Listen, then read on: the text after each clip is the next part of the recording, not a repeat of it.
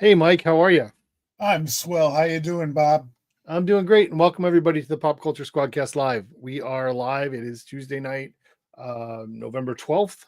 Um, thank you all for being here. Before I forget, when I want you to please subscribe to wherever you're watching this now, so you get notified when we do go live, which is pretty much going to be every Tuesday night going forward. We have a lot of guests scheduled over the next month, and people lining up to be on the show after that. So it's going to be a good time going forward. We've Um, got a couple of Thursdays in there too, don't we? couple Coming up. Thursdays we will definitely be here on Tuesdays, but next week we will have a Thursday show because Tuesday's booked and we need to get our guest in before their podcast or before their Kickstarter closes. Next Thursday's guest will be Terry Moore. We will not be live. We will not have a show the week of Thanksgiving, mostly because I'm traveling. I will Where you be. going? I'm going to Florida. Hmm. I unfortunately everybody in my family except for my wife and I live there. There's a reason for that. Yes. Well, there's a reason we don't live there. Let's put it that way. I can tell you why I don't.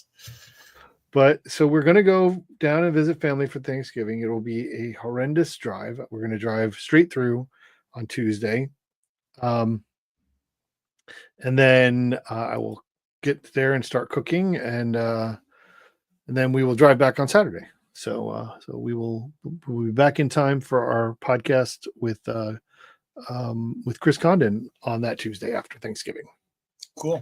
Who is very busy. We're excited about that coming up. He's doing Green Arrow and Ultimate Wolverine, or yeah. Wow. That's a great combination. That's it. There's a crossover for you. Yeah, it's amazing. Everybody that we talk to on this show, just about everybody, is ridiculously busy. Mm-hmm. Comics business is a wonderful business to get into if you really want to be busy all the time and you don't care that much about being well compensated for your time. It's a very interesting point you're making. Something I've been thinking about and I kind of wanted to talk about in some fashion. The compensation portion of it. It's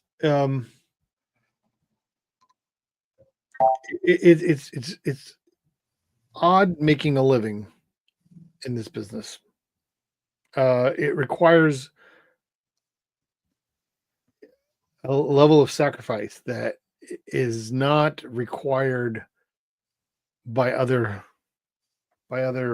forms of art, I think. Yes and no. I mean, well, there are people by other professions.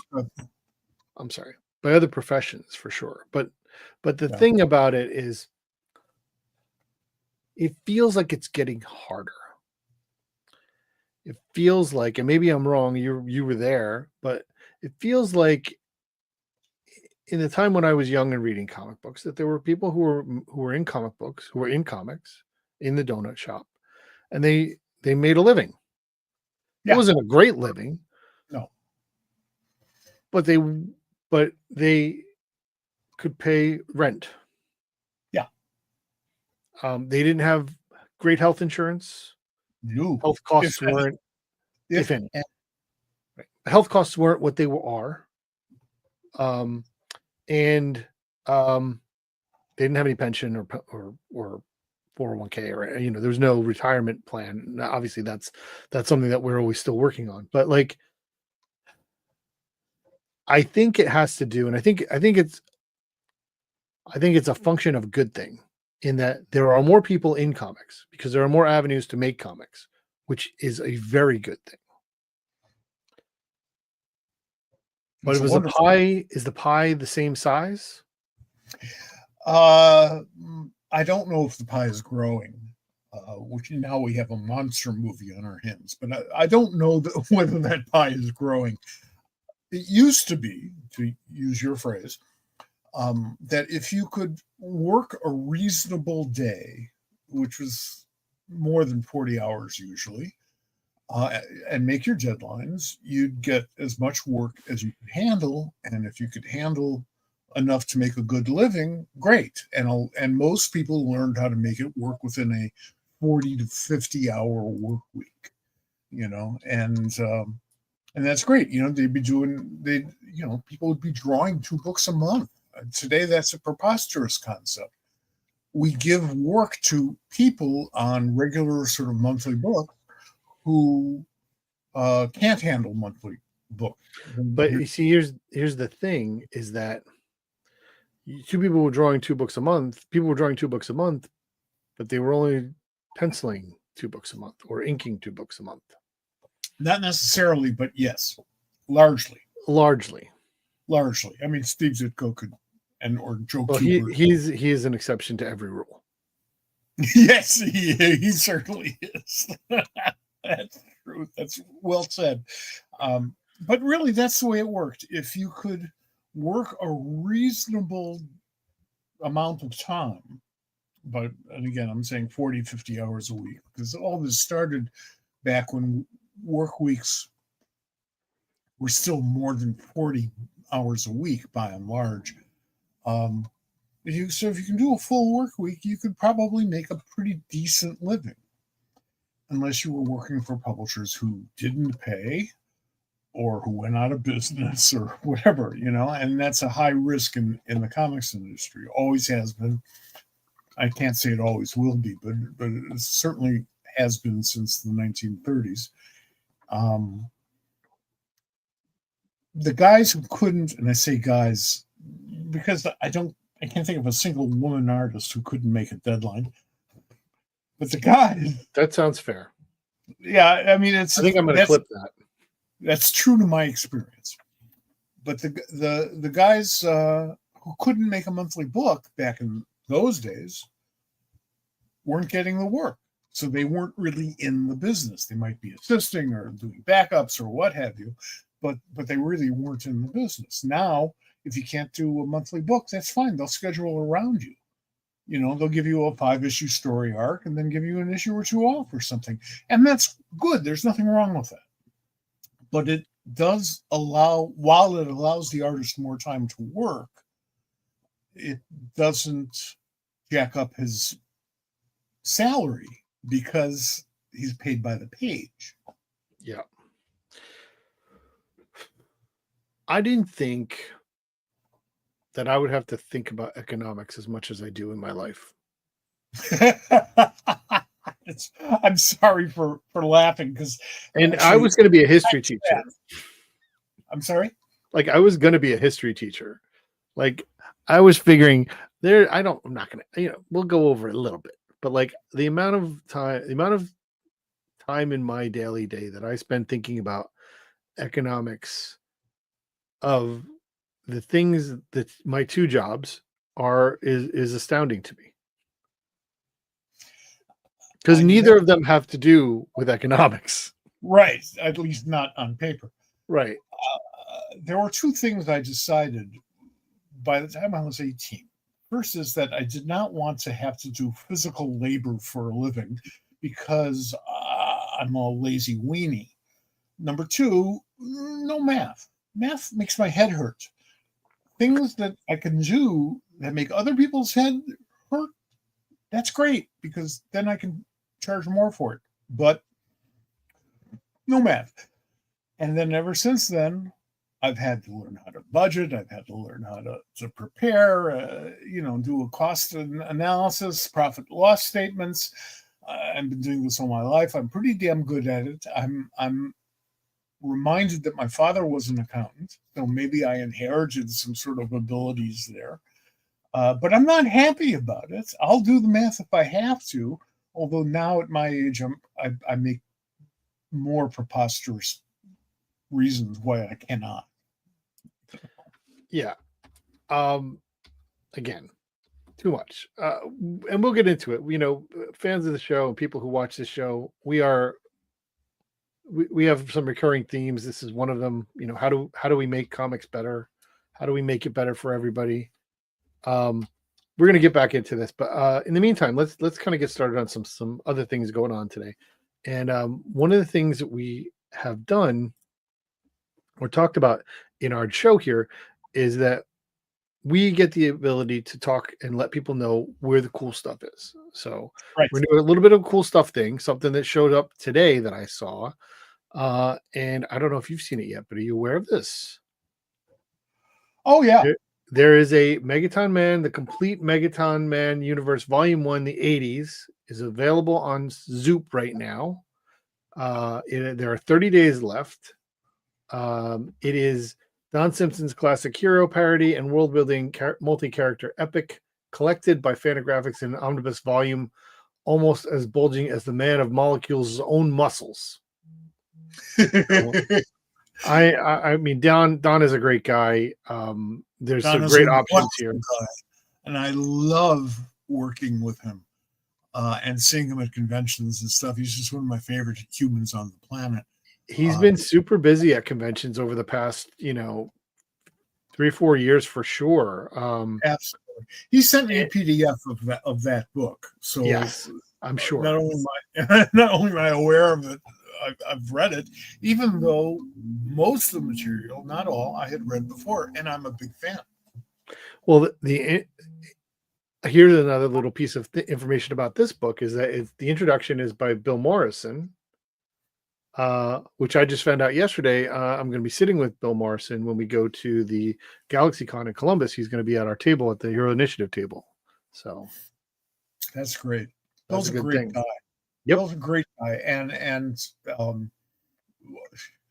he's one of the many reasons why I have a hard time dealing with Warner Brothers as a concept, because they hired him and then decided, nah, we don't want to do Mad. And he was doing all this wonderful stuff in a very short period of time, trying to bring Mad up to the 21st century. And he did a very good job in the few months he had it.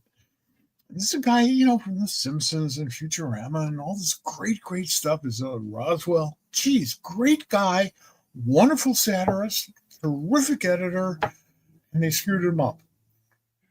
So I'm pissed about that. I'm still pissed about that. I agree. We I saw some horrible news, some horrible thing online, and I'm not going to get into it because it's a complete rumor, but I don't have good thoughts about where Warner Brothers is headed. We'll hope for the best. You seem to have an idea where Warner Brothers is headed. I don't think they do. Oh, I don't think they do either. Let's talk about some film and TV news that's out there. Paramount's up for sale again. Yeah, not the Skydance deal may be cratering. Well, I hope that doesn't happen, to be honest with you. I hope that gets through. Quick hit news. One is that we know we're getting 2 episodes of Creature Commandos in December. Mm-hmm. Another piece of news is that in December, I believe, we have What If Season 3? Daily. They're doing it daily. Every day they're dropping another episode. That is awesome. I know I've seen one thing of it's during Christmas break too. Like, so it's right. That's perfect. They're doing there's going to be a Storm Thor, which is reminiscent of the X-Men Alpha Flight series. Pretty sure that was that. Yeah, the X-Men Alpha Flight crossover where they went to Asgard. That's where she became Thor for the first time, I think. I know there was a. I'm not an expert when it comes to the X-Men. Well, one of the things that it's kind of interesting because that came up in my head, and I really enjoyed that 2-issue miniseries crossover. Mostly because of Paul Smith's art. Great stuff. Paul Smith's art, and what I didn't realize is because the way Marvel worked in the bullpen was that Barry Windsor Smith did the inks on that. So it's Paul Smith's pencils and Barry Windsor Smith's inks in that book. Mhm. No wonder it's so gorgeous. Oh God, yes. Paul used to ride, and maybe he still does. I don't know. He used to ride his bike, his motorcycle, like all over Earth. That's awesome. And one day when we were at First Comics, when we were doing First Comics, which was in a little tiny town called Evanston, Illinois, which is just on the northern border of Chicago. So we call it the Twin Cities, but that's because I lived in it. You are the only ones.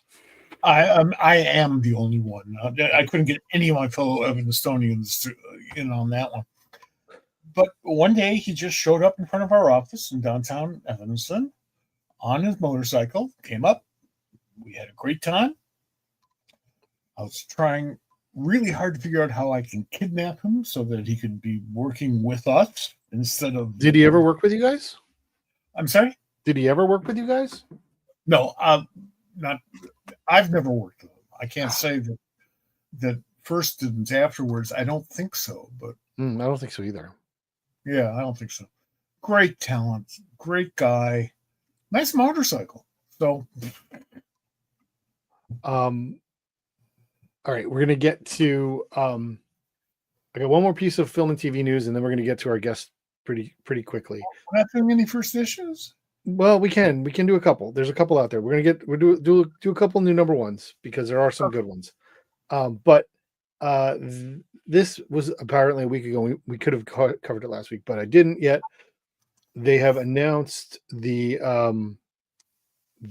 second lead in Supergirl. They have cast her, and it is Eve Ridley, who is playing Ruthie, and Tom King has actually confirmed that her name is pronounced Ruthie. Which I asked him as soon as I got the first issue. I said, "Is it Ruthie?" And he never gave me an answer until now. So It took him that long to figure it out. Well, he just ignored me, I'm sure. But anyway, she's a great actress. She's been in Three Body Problem and something else that I haven't watched. But she's going to be the Supergirl Woman of Tomorrow series, graphic novel, story, comic version is told through her voice.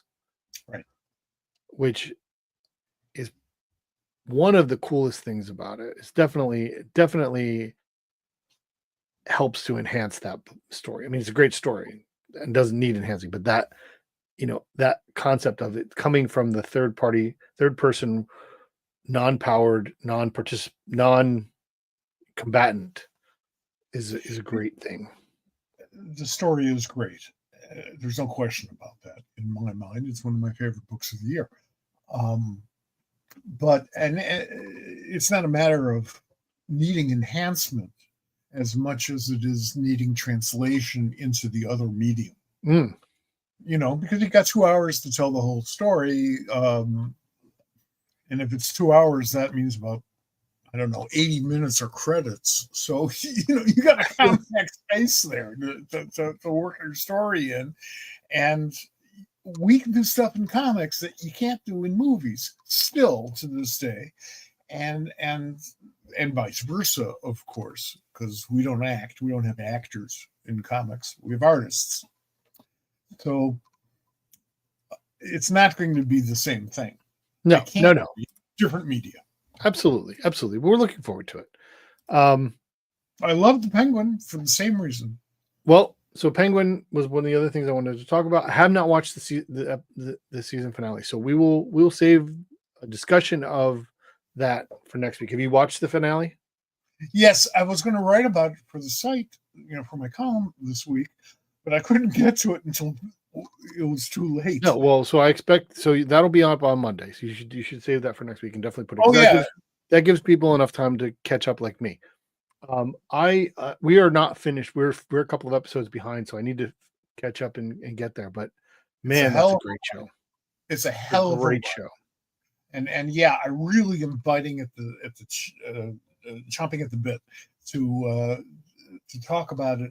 but I can't because everything I want to say is a spoiler.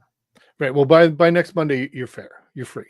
Right. Yeah, that's what I figured. I didn't think we'd be talking about it today, just on behalf of all of you out there in viewer land, for that very reason, because not everybody's watched it yet. That's the whole idea behind streaming. So, a couple of new number ones from this week. Black Lightning. I'm excited for this. I think Brandon Thomas is a great writer. If you're not familiar with him, go read his stuff. Really good. Fico Ossio is electric. As you can see here, he's the perfect person to be drawing this book.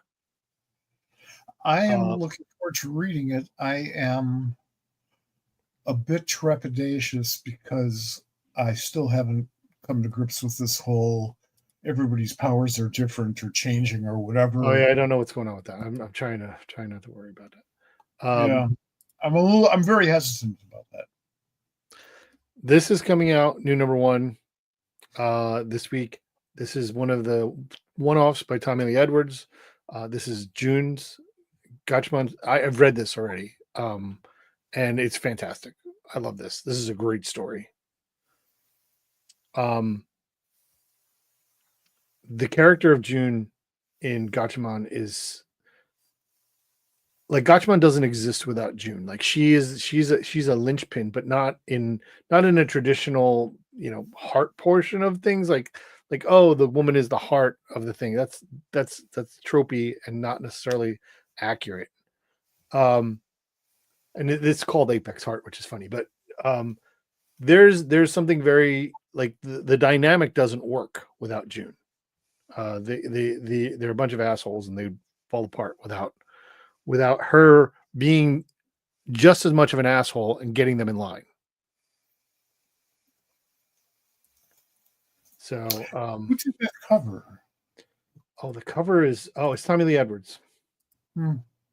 Nice. This is coming out this week. We have the new G.I. Joe, which this one, I mean, it's just the new number one. It's just we've been telling the story in G.I. Joe for the past like 8 issues, and we're just going to change it to number one now. And I don't know how that works, but it works the way it works over at Marvel. Yeah. We got a new number one, not to be confused with the 17 other number ones we've had on Iron Man in the last 7 months. Right. This is a David Nakayama cover of Heatseeker, which is part of the Gun Honey series at Titan Books, which is under the Hard Case Crime. This is Charlie Ardai, which is these are really good. Like they're kind of pulp noir kind of, and that means it's on there, but they're crime stories about like larger criminals, and I don't know. I think they're good, even though they're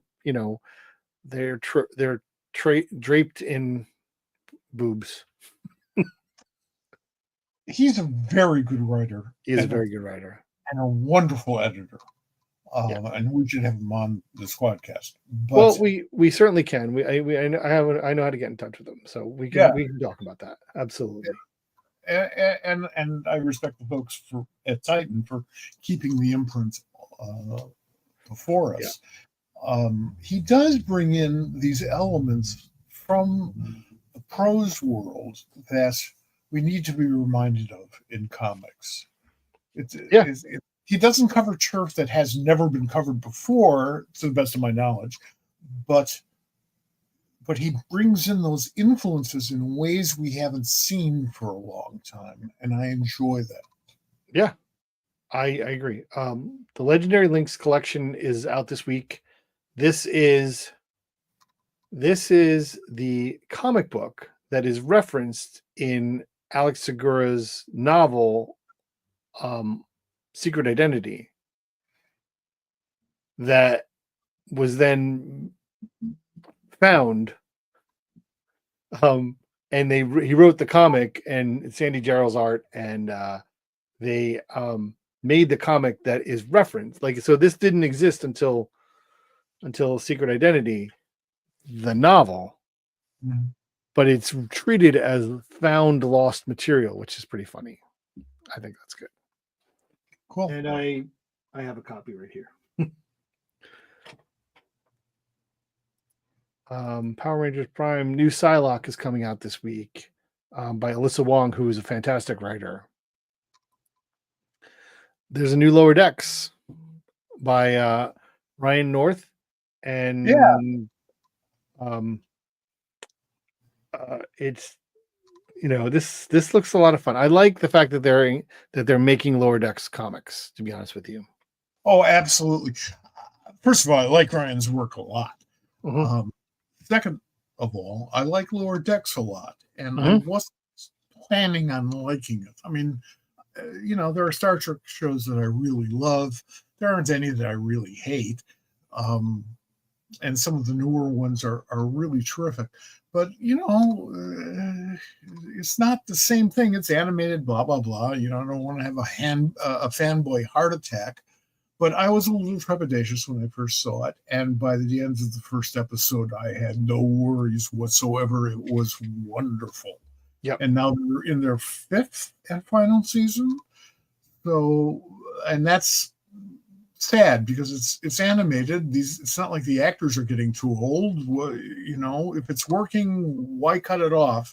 But that's the mystery of streaming, and certainly the mystery of Paramount. Absolutely. Well, we're going to figure it out. In the meantime, if you want to find about some more new number ones, go into the comment section, and there's a column up on popculturesquad.com that lists all the new number ones this week. There's a bunch that we didn't talk about. There's full solicits of what they are and why we think they're important. Sorry about that, folks. No worries. So go ahead and do that. We are going to bring in our guest. I am excited to have him on the show. We've been friends for years now, and we're going to get into when I first met him at some point. But we've never had him. I've never interviewed him. I'm really excited to do this. I'm excited for everybody to be able to see him, and hear what he has to say. And he's got a new book coming out early in 2025, and we're going to talk about that. And in the meantime, everybody welcome Joe Eisma to the show.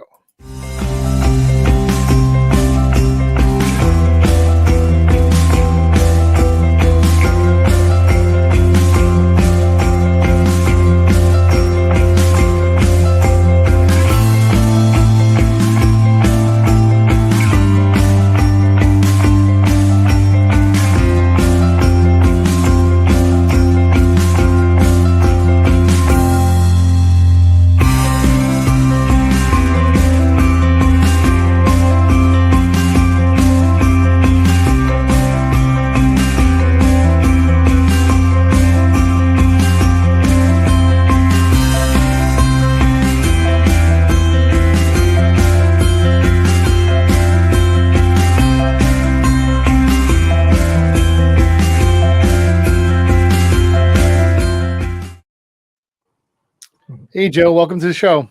Hi, thanks for having me. Hi, Joe. Hello. I'm Joe, Mike. Mike, Joe. Nice to meet you.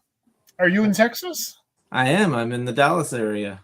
Oh, I haven't been there in like 30 years. I think the statute of limitations has gone out. Well, if I could get out of here, I would.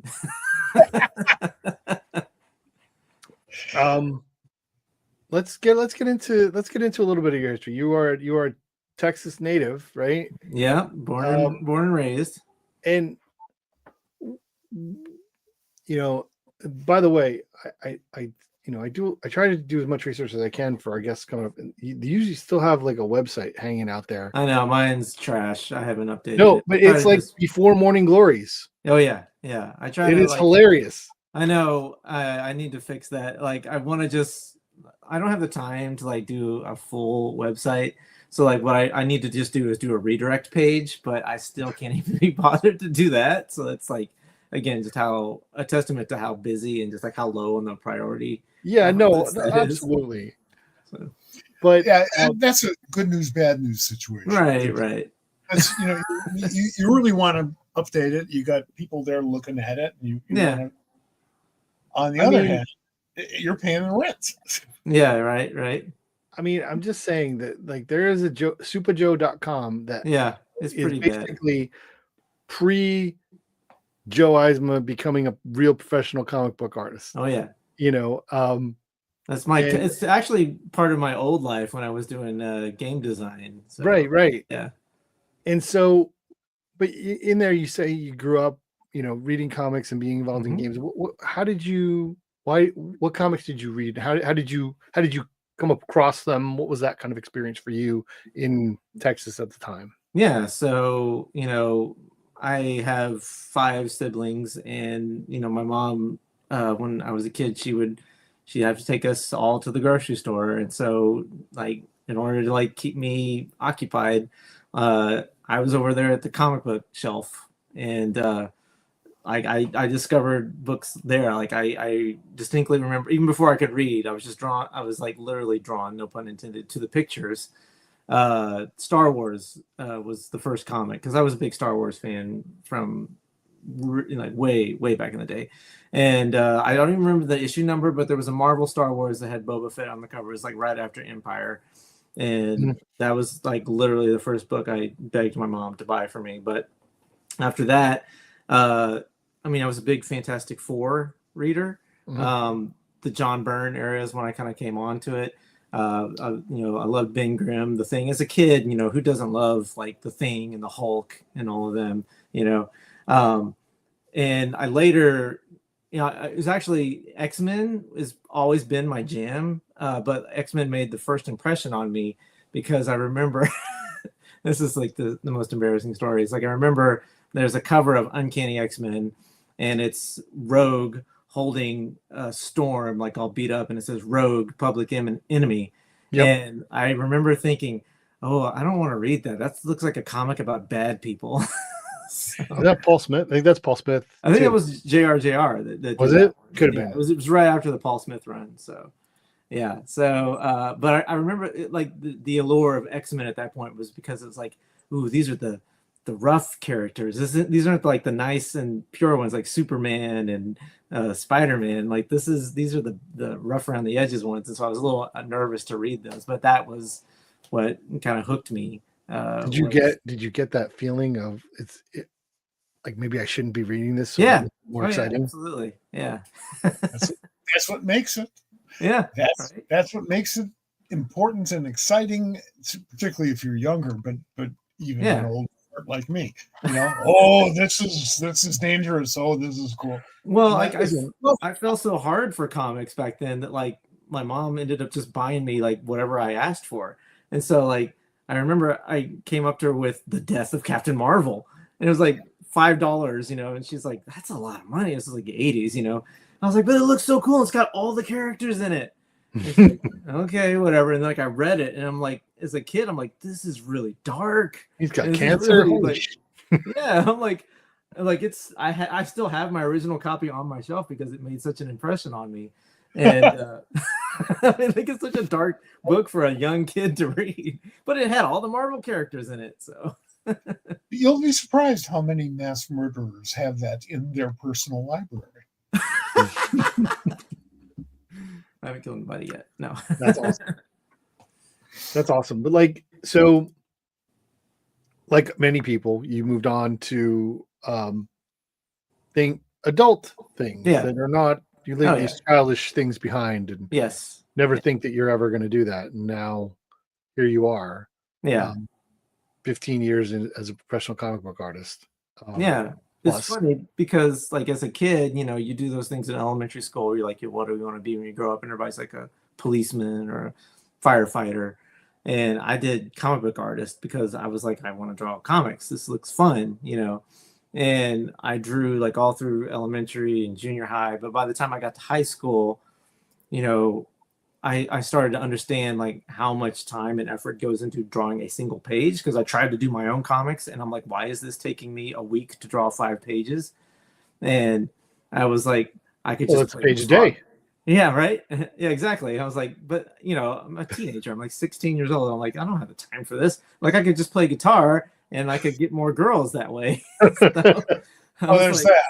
I was like, forget comics. So like I dropped drawing in comics basically. Well, I didn't totally drop comics, but I stopped like, pursuing it as a passion project for drawing for like 10 years.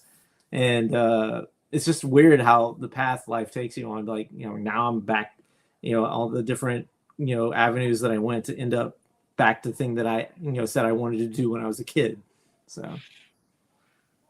Do you think it?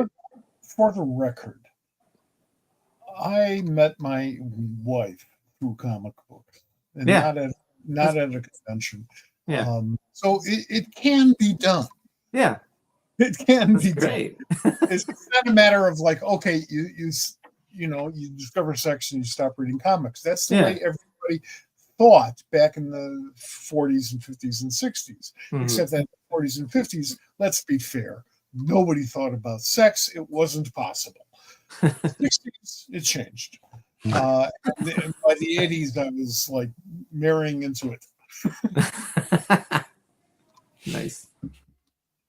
I wanted. We're gonna get back to talk some more, Joe Eisma history, but I want to get and start talking about the new book that's coming out, which is Student Government, written by Dave Justice and Lila Sturgis. Yes. Mike Wiggum did the colors, and Simon Boland letters. Mm-hmm. How did you get involved in this project? Okay, so Dave and Lila and I go way back. We've known each other probably since the earliest point in my career. Probably the first free comic book day event I ever did was at Zeus Comics in Dallas, Texas. My favorite shop. Shout out to Zeus. Shout out to Richard Neal, the owner. It's the best comic shop in Dallas. And he puts on. He always did like a really great event. And so Dave and Lila had come up there in Austin. I'm in Dallas. And Richard seated us, next to each other, and we just chit-chatted the whole day. And we just found that we we clicked. We had a lot in common, and we were like, yeah, we should do something together, that kind of pie in the sky kind of feeling. And so we tried a couple of times. They had another book at another publisher I did a book on, and the publisher ran out of money. So the entire issue is like in limbo.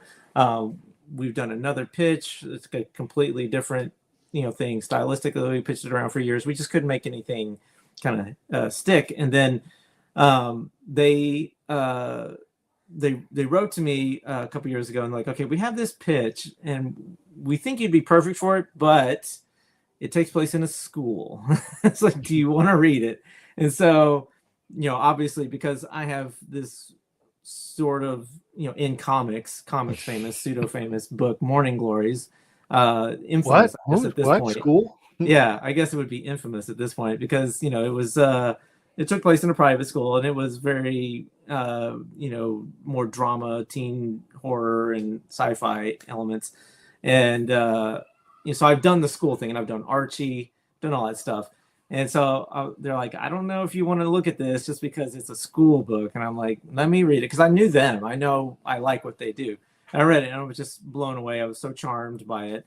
It's not like anything I've drawn before, and it's just got such a good heart to it.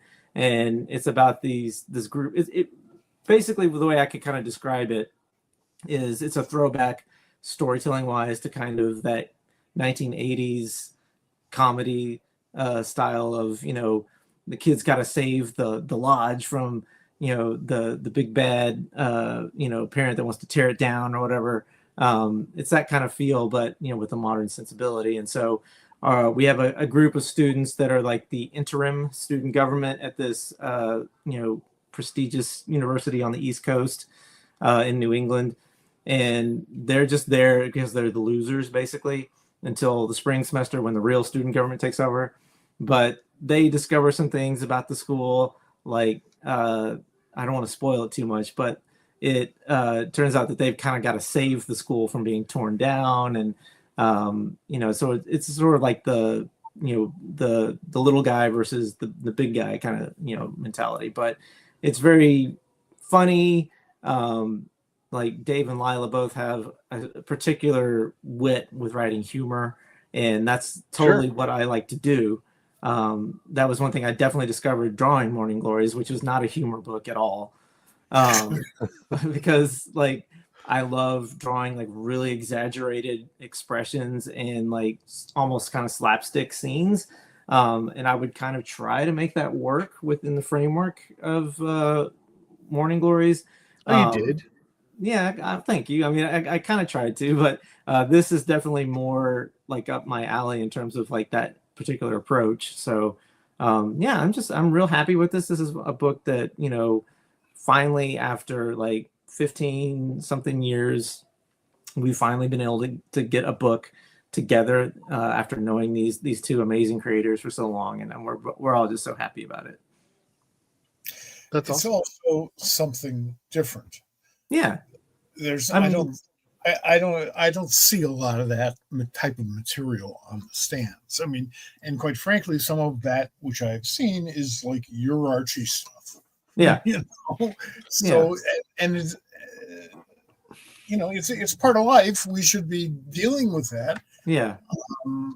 And it's about time somebody got around to it. Right. And I mean, I don't want to necessarily just pigeonhole this as just a humor book, because I mean, humor is a component of it, but this is a young adult, graphic novel. It's definitely geared for like, maybe like high school age and up, younger readers, not necessarily the college age. I mean, though it does have that appeal to it, but it's more of like, I honestly feel it's kind of an uplifting story, and it's all about like, treating people right, and it's a positive message. And I honestly feel, especially with the state of things now, that we need some positivity. We need some like uplifting kind of stories to kind of help us get through things.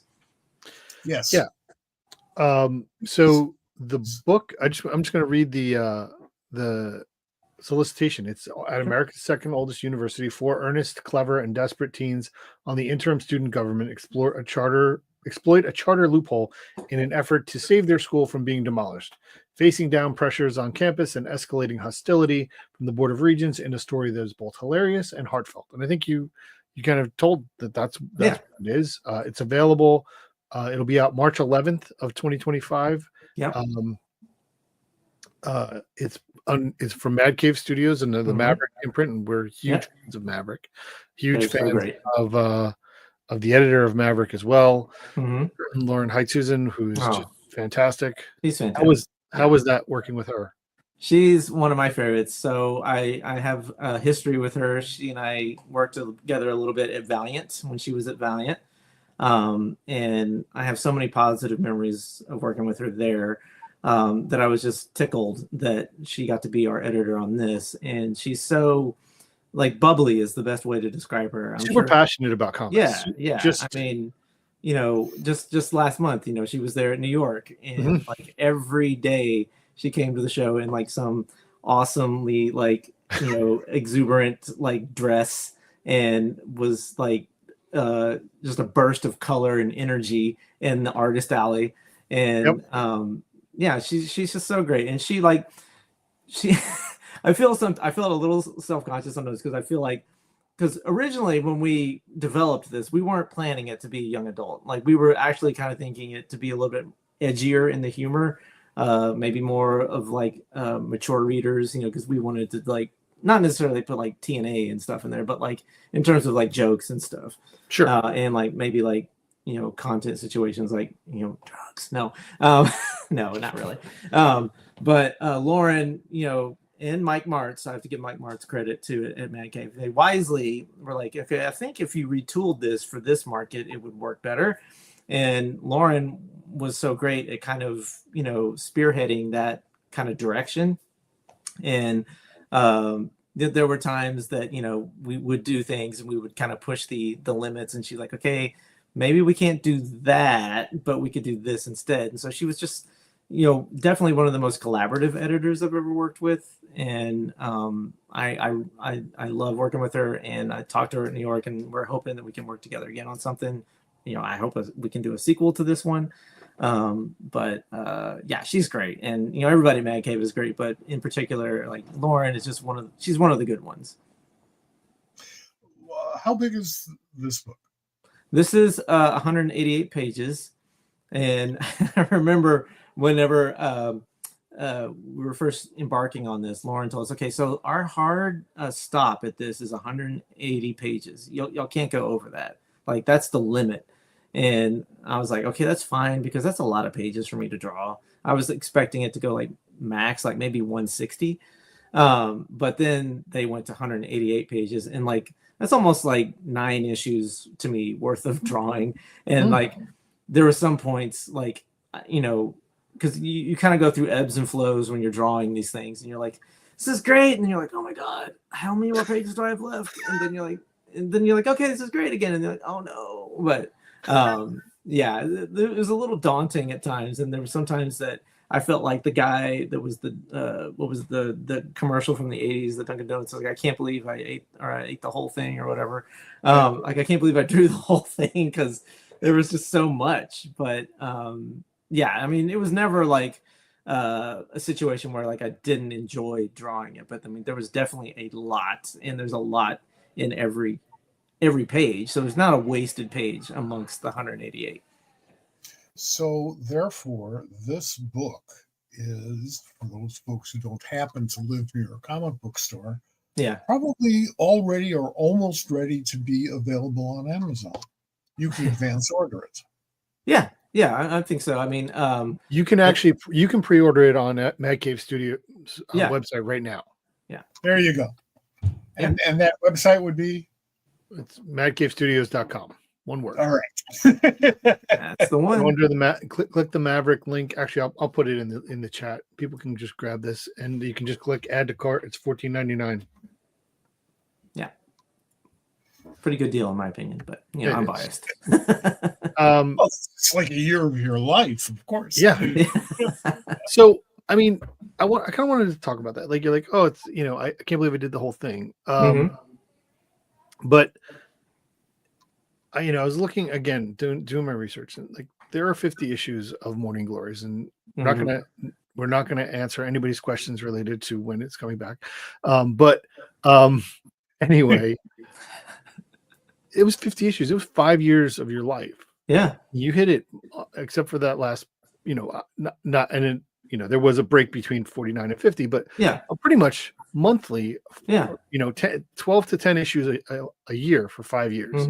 Yeah, That's good stuff from thanks. somebody who didn't really do anything before that. Yeah, thanks, Bob. I mean, yeah, like what I'll say about that is, like, Morning Glories is and will always be like a passion project for me. And it's like, that's the one. That's like, it's not like your first love, almost like you never forget your first love. It's sort of like the same thing for me with comics. Like, that was like the first comic that like really, like, first of all, made an impact that I worked on, and then also like really resonated with me as a creator. I mean, I did other comics. I enjoyed those. I enjoyed my early works before Morning Glories, but like, in terms of like a collaborative amount of freedom and contribution, Morning Glories, I think, was the one that made a huge difference. But yeah, I was very passionate about drawing every single issue. Like, I had friends, and I'm not knocking them. I totally get needing a fill-in artist here and there. But once we got going on Morning Glories, I was adamant. I'm like, I have to draw every single issue of this book. I cannot have a fill-in artist. I can't. And it's not to say like I can't share this with somebody, because I mean, I kind of did. I shared it with our cover artist, Rodine Esquejo, who's, I mean, he's very talented. Don't get me wrong. But this had to be our vision, or and this was our thing, and I couldn't imagine like bringing other people in, and it's hard enough for me to let my art go to a colorist sometimes, than to imagine like my art, my book going to another artist is also like, it's almost unconscionable to me. And it's not in any offense to any artists out there. I'm sure there plenty of artists would have done a great run on Morning Glories, but like, I was very passionate about drawing every single issue. That's how important the book was to me, how important all the characters were to me, and how important it still is to me that if ever it comes back, that I have to draw it. So yeah, I mean, I wanted to make sure to draw every issue, and it wasn't easy. And Nick Spencer, bless him, he's a great writer. And every writer does this. They take on more books as they go further in their career and get more success. And sometimes things slip. And there were times that he didn't have script for me, and so like I learned to draw quick and to draw faster and how to get more efficient. So I mean, it was tough at times, but it was also, it was a good learning experience in that regard. Making up for the lost time, because I never want to leave anybody hanging. I always thought of the rest of our creative team, like the colorist, the letterer, the designer. You never really want to leave anybody in a lurch, So yeah, it was really important to keep that going. Most folks in the comics business live in that lurch. Mm-hmm. As you go further down the food chain, yeah, there's more and more responsibility placed on those people towards the end of the food chain. I know. For all of the lost time of the earliest people. So if it starts with the writer, and the writer is writing 112 books a month, and I get a few who seem like they're doing that, then it's possible that you're going to be getting 6-page script increments. Yep, which is what happens. Which is okay, and it's very common. But I think it's better if everybody knows where the story is going when they start, not every 6 pages. Yeah. It's not a big problem because we're used to it. We know how to work with it. Yeah. But still, there's, I mean, I always feel sorry for the poor colorist. Oh, yeah. Yeah, dude, I know. And it's funny that you mentioned that, because it's exactly what we did, because Nick would send 2 to 3 to 6 page increments at the time. And we never had an inclination issue to issue what the ending was going to be. And sometimes those 6 pages, like, would be the first 6 pages, and then we would draw them. I would draw them, they get colored, and then he'd be like, oh, we're moving those to like pages 14 to 20, and we're doing something else instead. So that got to be kind of an issue, like trying to manage like continuity, okay, so this scene is here now, and this takes place maybe in the afternoon, and so now I have to draw them in the morning, and you have to like account for the passage of time. So it was a little rough, and like that was like almost 10 something years ago that I did that, and I'm like, I don't know that I could do that exact schedule again. So like if Morning Glories comes back, it'd have to be at a different kind of capacity. Well, but it's a useful experience because, among other things, it allows you to expand your vocabulary by inventing new swear words.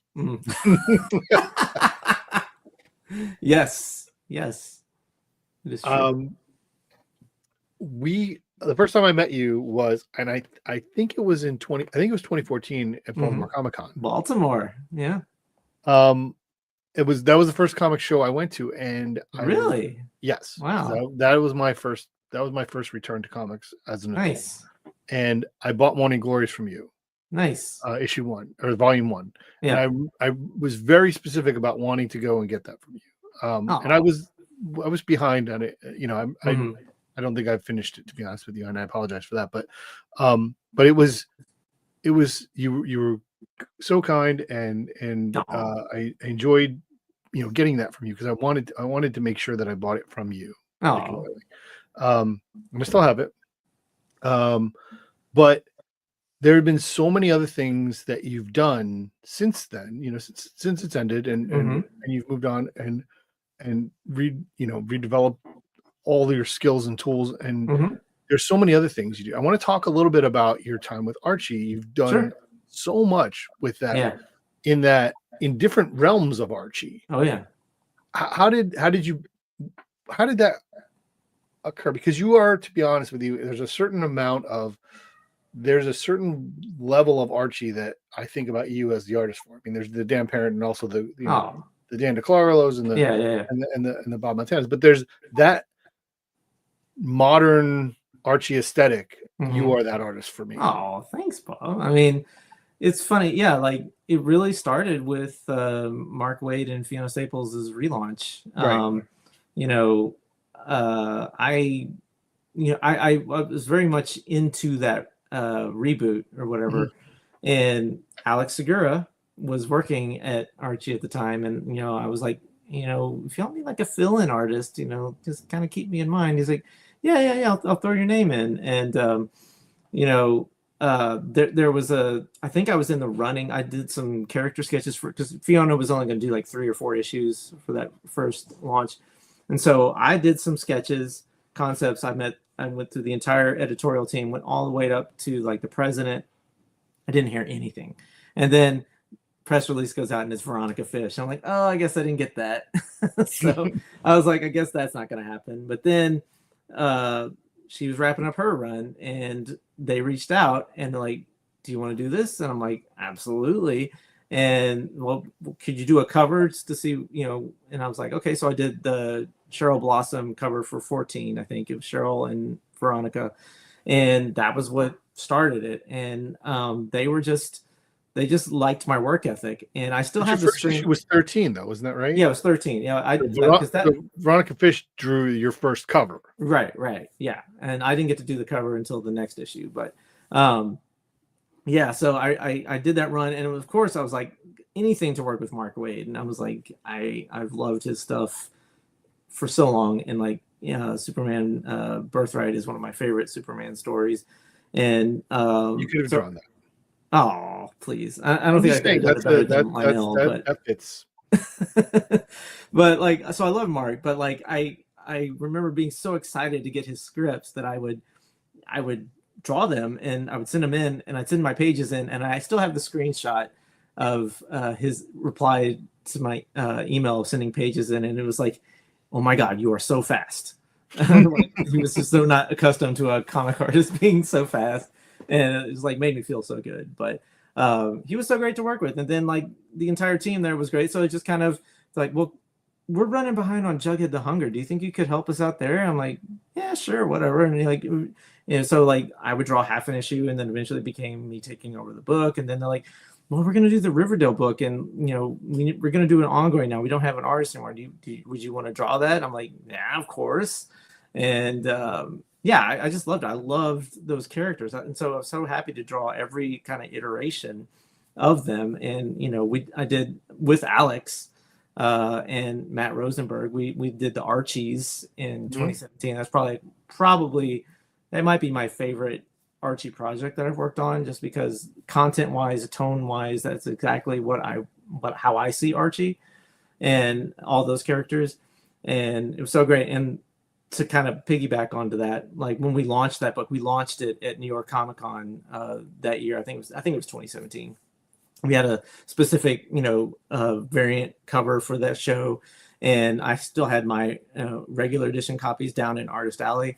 And I remember someone came up to me at the show, and they're like, they saw the Archies, and they're like, "How do you get away with copyright on this?" I'm like, this is actual Archie comic. I'm not bootlegging Archie comics here. These are the original. This is actually published by Archie. So that's one of my favorite convention table stories that I've ever gotten. But yeah, I mean, it's been so great. I mean, they've with Riverdale ending, they've kind of shifted focus. They've changed editorial teams and stuff. But I talk to Frank Thierry all the time, and I'm like, we got to do more Jughead the Hunger, because that's like one of my favorite things that we've done there. I love the concept, taking these traditionally wholesome characters and putting them in this violent horror book.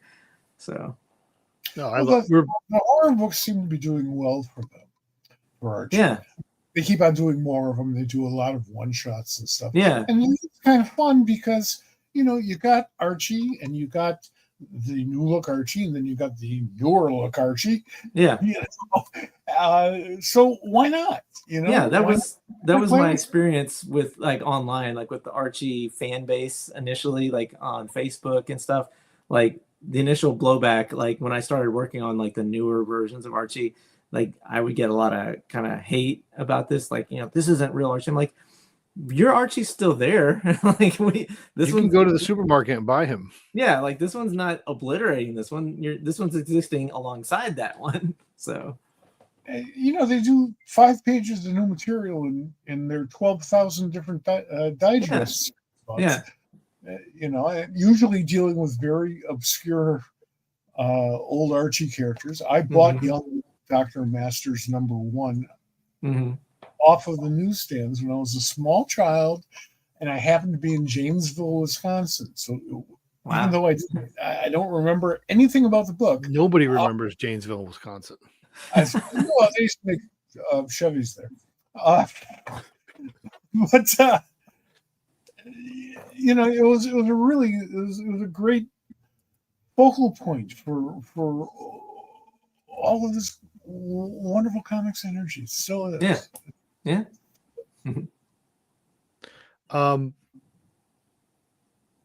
Frank Thierry. Yeah. He is someone you've worked with a bunch. Mhm. What is that experience like for you? Frank. I mean, he is a different character. Yes, he is. Have you had Frank on your show yet? We have not. We really You got to get Frank on I here. know. Oh my god, He's such probably a pissed at me character. because of it. I love Frank. Frank Thierry is a prince. He is. Oh my god. He is one of the nicest people you'll ever meet.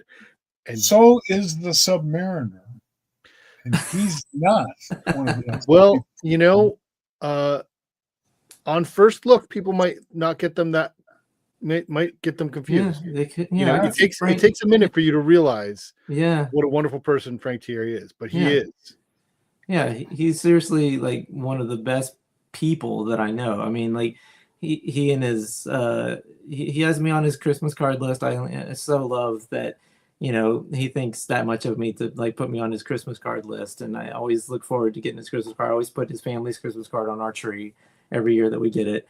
One of my favorite collaborators I've ever worked with. It's like, you know, as an artist, I always try to I tell my wife Cheryl, who you met, kind of like the best way to kind of illuminate like the writer artist relationship in comics is it's like, and I'm not trying to like, you know, be conceited here, but like artists are like the girl at the junior high dance, and the writers are the ones that are like trying to ask them to dance or whatever. Because like, you know, you get so many writers that want you to draw for them or whatever, and you know, but when you're working on a property like Archie, you know, you get paired up anyway. But it doesn't always work. I've had projects, some of the ones that you flashed there on your montage there, that I was like, oh, I didn't click with that writer. You know, Frank was one. Immediately there was just like the synergy, the same, pretty much almost the closest synergy that I've had with Nick Spencer. And Frank's scripts, like he could literally just write the most bare bones script, and I'm like, I know exactly what he wants right there. And it was just so easy. His scripts are like, to me, the easiest to draw. But yeah, he's such a great person. He's very New Yorker, and it will throw you if you've never met him. Right. Because my friend Robert Wilson, I'm gonna totally embarrass him here.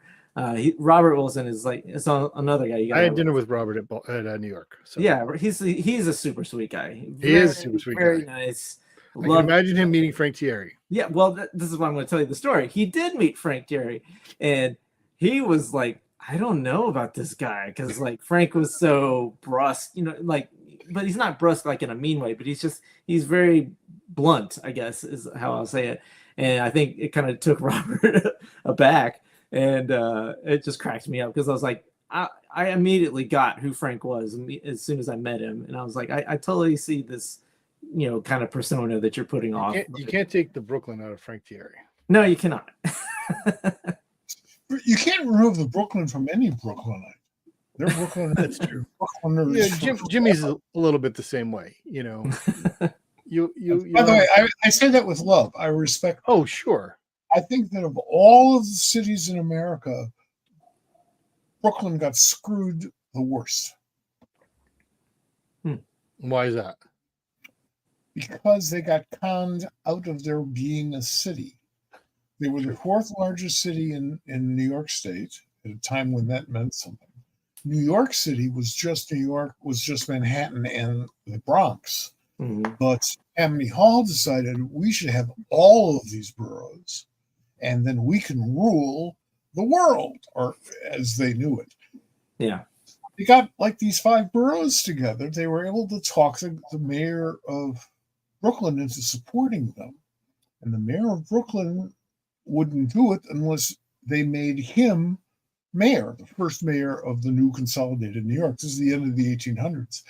And they promised him that, and he said, fine. And he delivered Brooklyn, and they picked somebody else.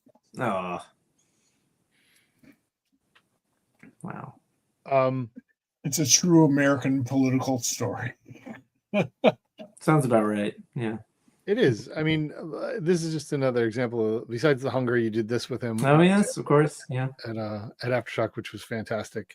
Um, I want to also talk about, like, one of the things. We'll come back to some more collaborations later, but in the meantime, Sure. you are, when you said I'm going to do this full time, you embraced the digital media, right? You draw primarily digitally, correct? Yeah. I mean, I'll still ink like covers. Okay. I'll print them out in Blue Line and ink them. But in terms of just like interior pages, I'll finish those on digital just because it's quicker. As part of how I developed my speed was just by working digitally and not having to take that extra step of inking and then scanning and then doing the cleanup and all that stuff. So why? So you think that you are faster in terms of what you do? Sure. When you pencil digitally as well, right? So I do my roughs really loose, and in digital, and then I do pencils digital, and then inks digital as well. If I'm gonna do traditional inks, then the pencil stage gets printed out in Blue Line, and then I have to do the step that I typically cut out, which is the inking and then the scanning and then the cleanup. But if I'm just doing that for like a cover or something, then that doesn't eat up as much time as having to do 22 pages of all of that. The way you work digitally, do you think that you do better work now digitally than you do with a pencil and pen?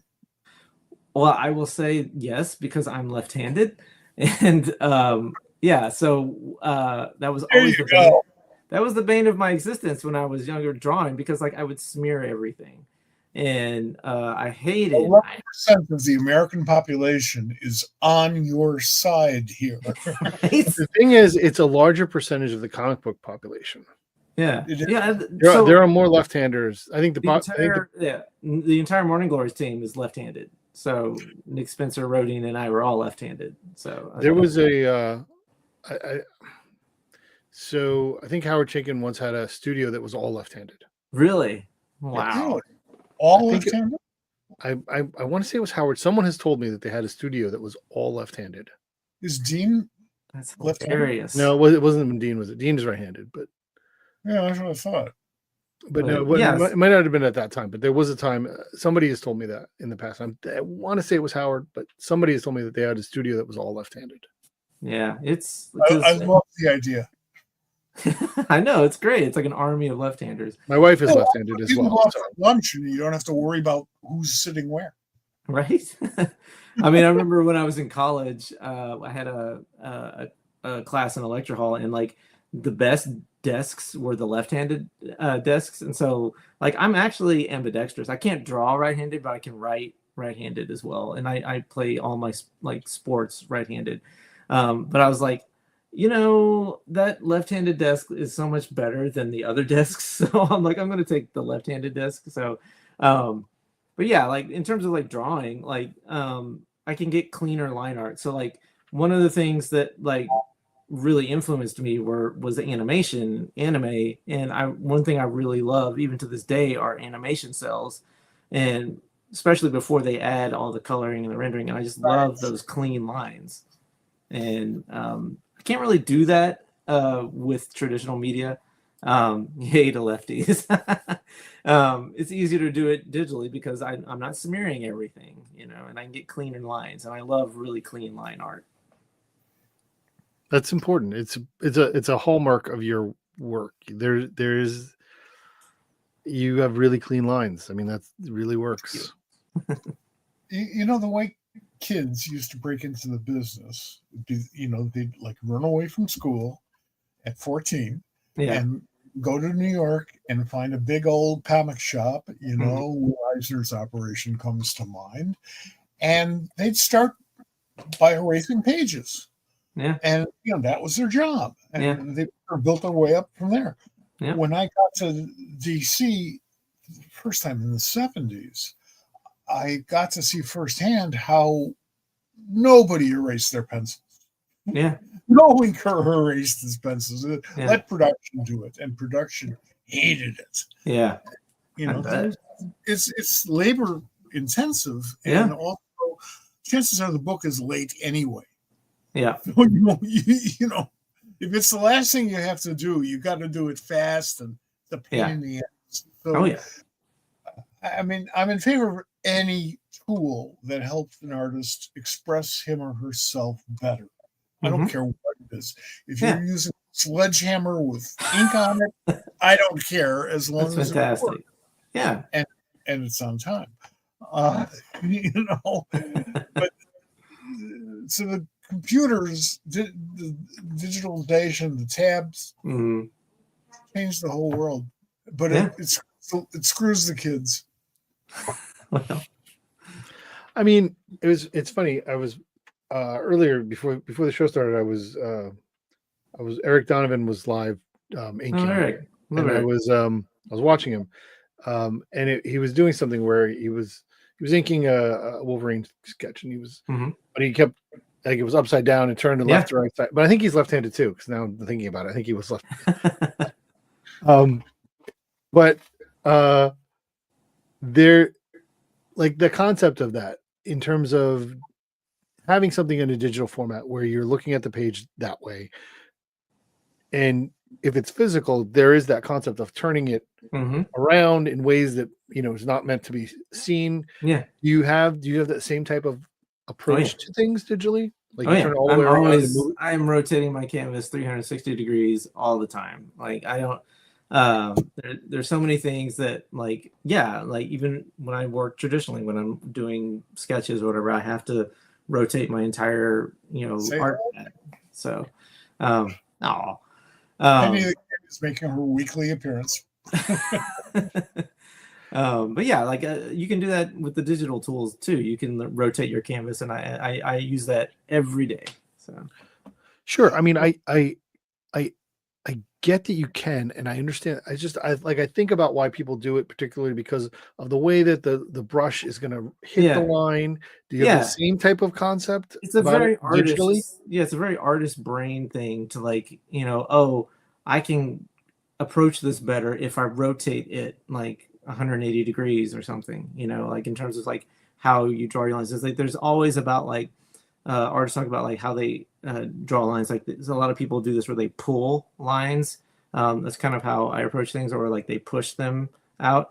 I do a mix of both, and sometimes, depending on the subject matter of whatever I'm drawing, it makes sense to turn the canvas and maybe to pull it from that direction, even though, I mean, I guess I could invert the drawing motion and draw it that way, but just in terms of, like, how my brain is going to approach it, I gotta turn it and draw it from a different angle. Again, whatever it is that works. Yeah, it's almost frightening, because when you're designing a page, when you're doing your storytelling, I'll start because it doesn't come out anything else. And you have it all set in your head, and then the problem is, well, how do I make this work in reality? How do I get that out? To the point where after a few months, you don't even think about that anymore. Automatic second nature. Yeah. I want to talk about a different project you worked on that I really, I mean, everything. There's so much that I love, but I want to talk about this book, which is Engine Lord. I was a huge fan of this book when it came out. I still am. I love it. One of the things that I loved about this was, and I know we've talked about this a little bit, but some of the layout choices of some of the pages, the double page spreads, and certain things that were just so dynamic and inclusive. What was the process for you on this book? Well, thank you. I'm so glad you like that book. I know we've talked about it before too, and I do appreciate that, because I do think that's one, in my personal opinion, that kind of went under the radar. Also, it was kind of a victim of the circumstance. It came out, launched right in COVID lockdown. Right. But we had originally planned for this big launch at San Diego Comic-Con 2020, but whatever. But yes, the layouts like that one to me, it was such a challenge because it was unlike anything I'd drawn at that point. And it was a subject matter that I wanted to draw, but I couldn't get, a project, greenlit that would let me draw something of that kind of content, that kind of sci-fi, almost steampunk kind of vibe. But George Mann, I have to get a huge credit to George, the writer. He had a particular vision for some of these pages, and so he would kind of give me a rough diagram, like a rough thing of like, I wanted to do this. Like we had one sequence where the characters are in this like sort of wagon and they're traversing the desert, and it's like over a period of time throughout the day, and he wanted it almost like the rays of the sun, like the panels to be across like that. I And remember that was him, and I was like, that's genius, and I love it. And it's just a great kind of montage kind of scene that kind of shows the passage of time. And yeah, he was so great in like giving me like panel layout ideas. I mean, there were some that that I definitely, it was more me kind of pushing boundaries and experimenting, and that's what was so great. Did you play off of that? Did you say I need to meet him here? I need to really go after it? He definitely like pushed me, and I was like, okay, if he's gonna do this, then I need to up my game and try something new that I wouldn't normally do. And Adrian Wassel, who was the editor, he was so great at just kind of like go for it. And I think the book, like it has so much, like you said, I feel like it's dynamic because it has that kind of experimentation in it.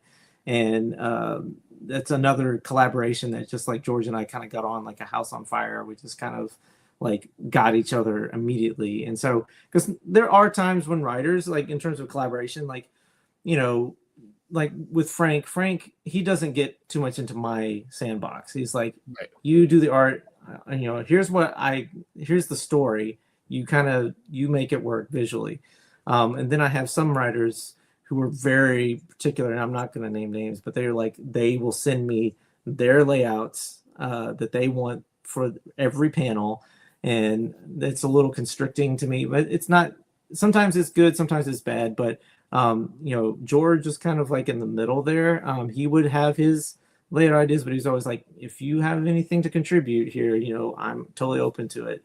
And that was what was so great about that. But yeah, it was, it was a very experimental book.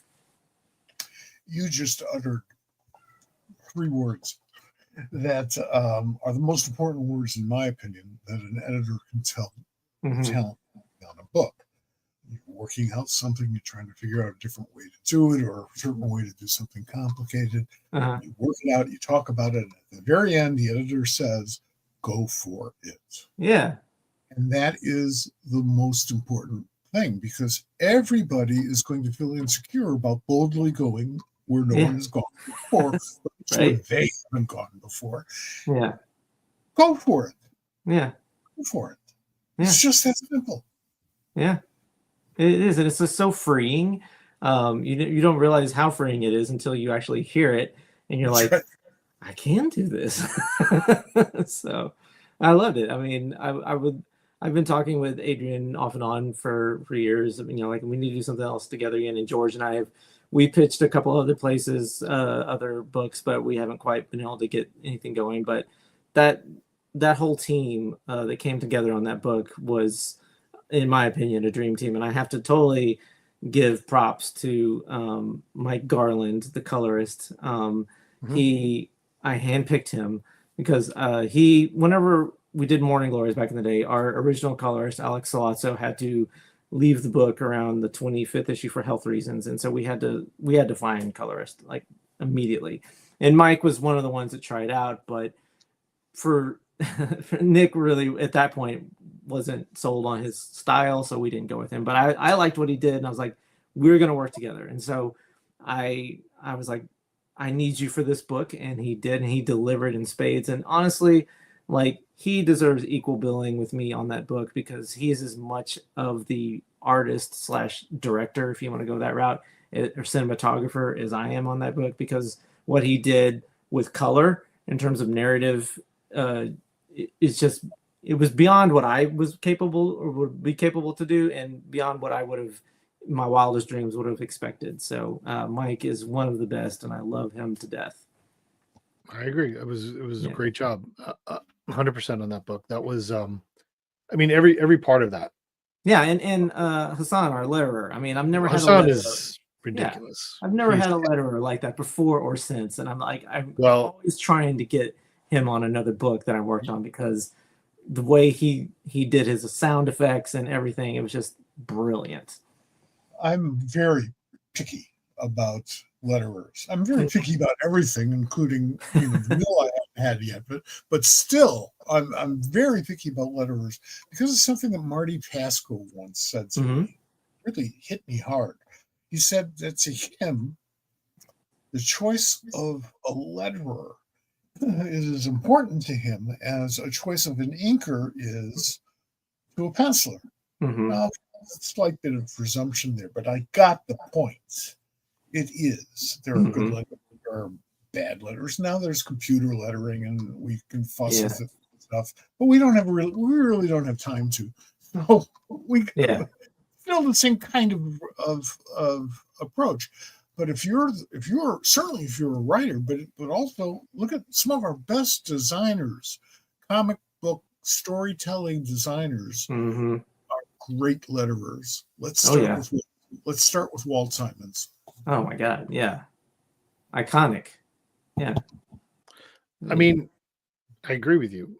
Anybody who watches the show knows how much of a lettering nerd I am, and Hassan is just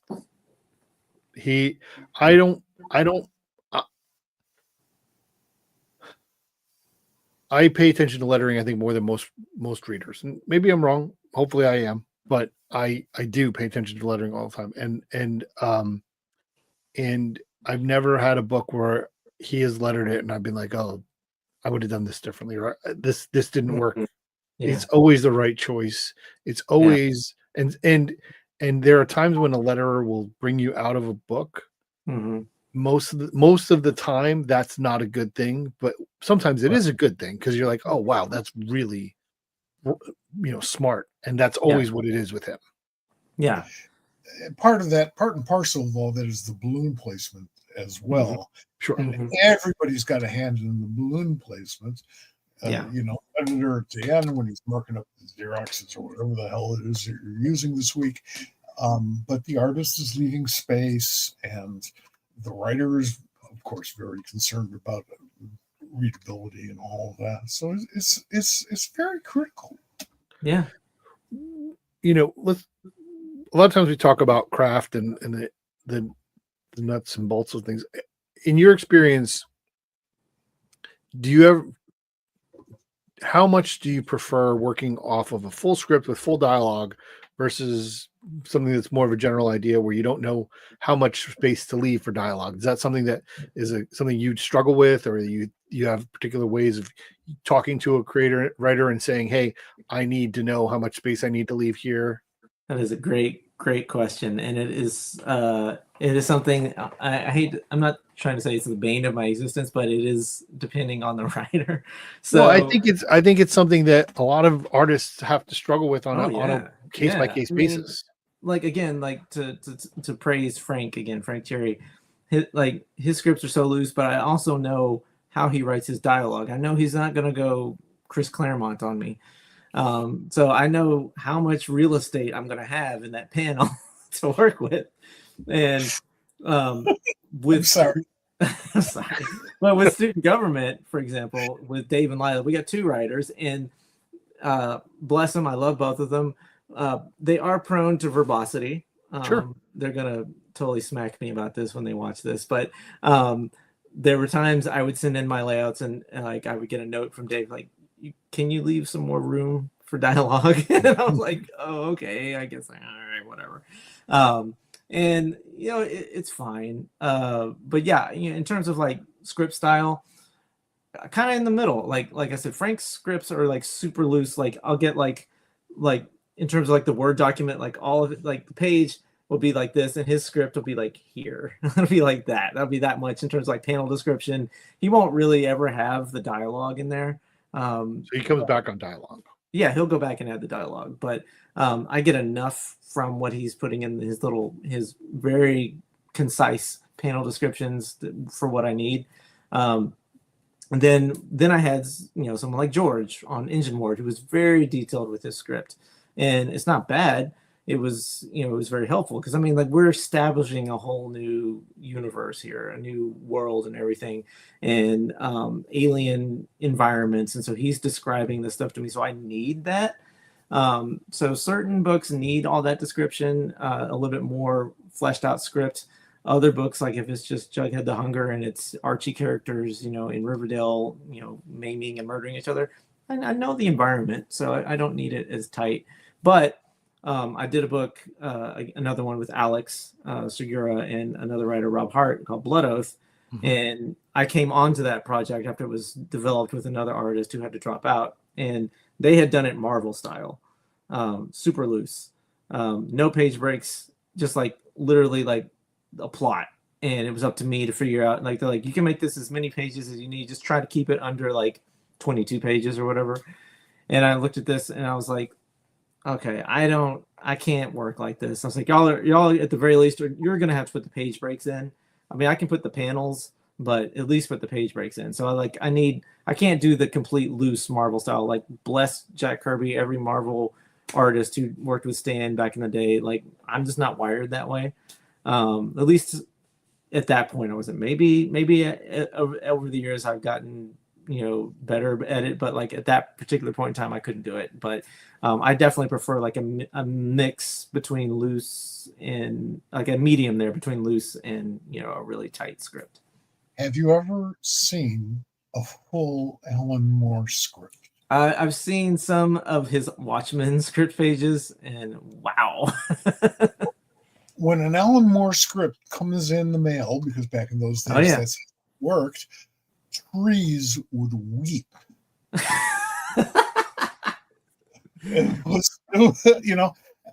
But by the time you're done reading it, and you should book some time to just read it. Of course. Yeah. I mean, reading it, everything that was in Alan's mind getting up to that point. Yeah. He doesn't mind it if you occasionally, if you change something that works better visually. Yeah. And that's why he's worked with such great people like Dave Gibbons and Ian Gibson and folks like that. Yeah. But it's a challenge in the comics. In the history of comics, we've gone from nobody knowing how to write to people overwriting, and so much of the 40s and all of the 1950s work is just horribly overwritten by today's standards. Writers should be thinking, and editors should be thinking along the lines of Alex Toth. Yeah. But he was a minimalist. Yeah. He drew what was necessary. Yeah. And exciting and fluid. Yeah. To get the point across. Yeah. No reason to write 4 words when 3 are necessary. Yeah. Yeah. It's just that simple. It's a visual medium. Comics, first and foremost, is a visual medium, more so, in my opinion, than even movies. Yeah, 100%. I mean, this is a theme that we're going to continue to explore on the SquadCast. There's some upcoming guests where I definitely know we're going to ask this question again. So it's great to hear it. I think that there's an interesting point that you brought up. I think that for me, I like the fact of the relationship you have with Frank, where he's like, here's the idea. This is what we're going to do. And then you come back and do it. And then he's like, okay, now that I've seen it represented, now I know what the words are and how the words are going to be placed. Yeah. I think that there's that extra set of feeding off of each other, that synergy that really kind of works. I don't know. I don't know if it works better. I don't know if, somebody who could give the most dry, detailed, script that is then artfully, rendered can be just as good. Maybe, I don't know, but I just think there's something more organic art about that. And to be fair, for example, on Student Government, like, even though Dave and Lila did write quite a bit tighter script. It wasn't like, Alan Moore level. Once I drew it, they would go back after it was all done and do another dialogue pass. They would, because yeah, you're right, exactly. After seeing it rendered, like they're like, okay, so maybe this particular panel, maybe I don't need to put the dialogue this way. Maybe I need to change the tone a little bit. And so there's a lot of that back and forth. Like this book, I've never been so involved with this book, so many different iterations, like on the email chains, like we would do a chapter of it. I get the script and then I draw it and then they do another pass on the dialogue. And then like, even before we went to print, like there was the only thing they could change at that point. They couldn't change inks, colors. They could tweak dialogue. That was the only thing they could tweak. They were still tweaking dialogue up until our very last day.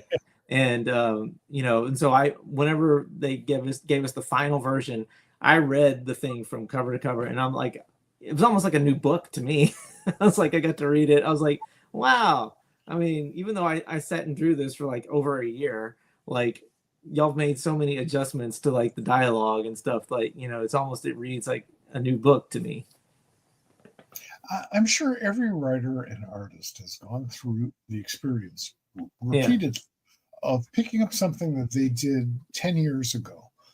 Some artists, a lot of artists, I can name them all, don't want to do that. They're scared to. They never want to look at their old stuff. Oh, yeah. I don't look at my stuff, my writing, until, if I ever look at it again, it's like another millennium. And sometimes I actually get surprised and impressed. Yeah. It's like, that was a good idea, and you should do that more often, or at least try that more often. So reading your own stuff, going back and seeing how you have evolved. Yeah. Maybe you drop something along the way. Exactly. I talked to my wife about this a lot, actually. Like, Bob, you talk about how you got Morning Glories Volume 1 for me. That's always the hardest book for me to go back and look at, because there's like even Nick and I, we talked about this on a podcast years and years ago, that we would, like, if it were even possible, we would totally do like a George Lucas special edition of that book and like just completely redo it, because like we both feel like we got better. We could do like a better version of that first trade. But there'll be times I go back through some of the like other volumes, like volume 4 or 7 or whatever, and I'm like, how did I do that? And like, how did I pull that off? Or I'll even like look back at Engine Ward. Engine Ward isn't one that like I'm afraid to look at. I love looking back at Engine Ward. I'm like, that's like when I'm feeling down on myself, I'm like, okay, that's the Joe that I need to, channel, is that guy who wasn't afraid to experiment and wasn't afraid to be bold. And so, sometimes it's like, you look back like, oh God, I wish I had done that differently. But then there's times you look at it and you like re-energize yourself. Al Yankovic said it best in his song, Dare to Be Stupid. Yes, I love that one. I remember that. Weird Al. It was on Transformers the movie.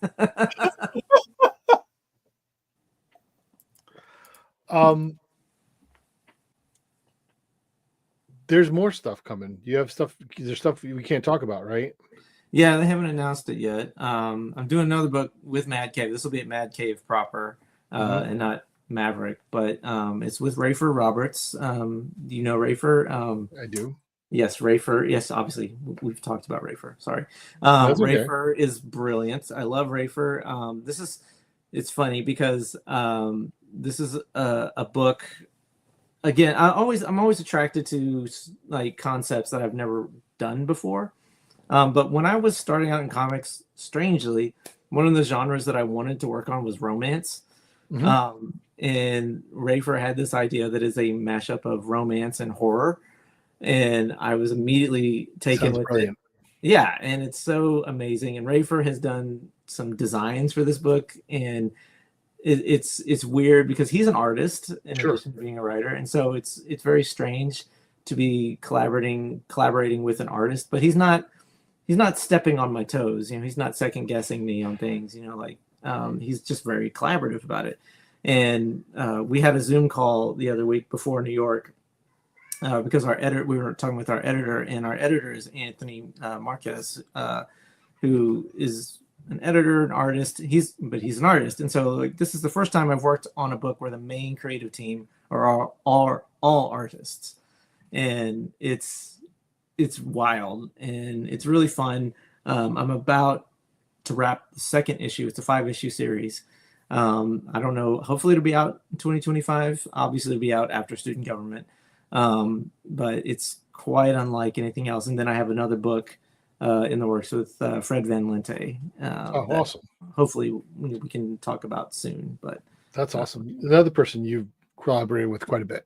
Yeah. He and I worked on Big Trouble in Little China together. And again, he has a knack for humor, which I love. And he's a funny guy. Yeah, and he's a funny guy anyway. But like, I love the way he writes humor, and he doesn't make it like overly jokey. It's humorous. And so the thing we're doing isn't really a humor book though. So it's different. Again, like it's totally different than anything else I've done. So I'm just having a blast. I love just being able to pursue at this point kind of what I view as passion projects. Student government was a passion project. This one with Rafer is kind of one, and same thing with the one with Fred. And I've got a couple of pitches that we're about to send out, and they're all based on things that I've wanted to do and haven't gotten the chance to do. So it's fun. I'm gonna tell on Cheryl a little bit. Okay. Yeah. When I was talking to her at New York, she was talking and mentioning how, the last thing that really came out was the Star Trek Halloween book, and now we're gonna have student government. But it's been a long time since something's actually hit the stores, and that weighs on you a little bit, does it? It does. It's weird because I'm so used to like right around when I started with Archie, I was also working with Valiant, and there was I think Morning Glories was starting to wrap, maybe, I'm not sure, but I was used to like working on multiple projects all at once and like having lots of stuff out, and so it was like a point of pride for me to have multiple books out and to show like, hey, look how productive I am, Sure. But it was very much admittedly at the detriment of my health. Definitely took a toll on my health. And Cheryl, my wife, she works in the healthcare industry, but she loves what I do. But she's also very much a proponent of me not like overexerting myself and taking care of myself. And she's been very vocal about me, like being able to put like boundaries in place in terms of my career, and like, do you really think you can manage all of this stuff like this? And I'm like, maybe not. So I mean, I could. Yeah, I could. I probably shouldn't. Yeah, exactly. And so we're kids in a candy store. Yeah, exactly. It's like, if it's really cool, if it's bright and shiny and tasty and very sugary, we want it. Yeah. And we will go for it and do it. You look at Jack Kirby's humor stuff, his parody work, and there isn't a lot of it, but it is just as good and exciting and vibrant as his straight work, which is everything, including romance comics. Yeah. And you look at that and you go, where did that come from? Yeah. I mean, you can see the influences. They're the same as everybody else's, but boy, they come together very differently. Yeah. And it's a shot. Yeah, it's great. And that's kind of like what I wanted to do. I wanted to just, because I was working on Morning Glories for so long, and that was my only thing, because I was so narrow-minded that, I have to get this book out. I have to have this be the thing, that when I had the chance to work on other things, I was like, I want to do all the things. I want to eat all the candy. And maybe I had too much candy. But, also, there's the freelancer's dilemma.